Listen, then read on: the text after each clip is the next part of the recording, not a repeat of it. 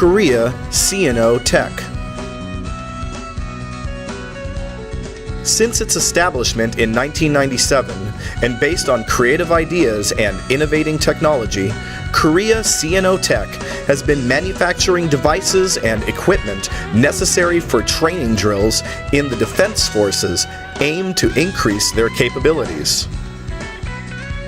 In particular, the eco-friendly training hand grenades developed by our company are made with dirt and stone dust, which are safe and naturally eco-friendly materials. These are future-oriented hand grenades for drills and are securing a position as the model for the future to come. The Korea National Defense Ministry has been purchasing them since 2007, and the overseas market is expanding continuously.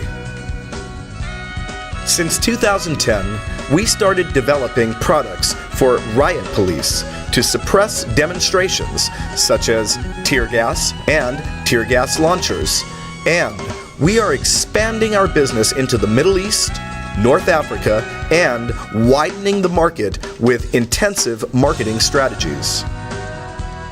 Korea CNO Tech aims to be a 21st century world-class company through a secure after-service and the trust of our clients.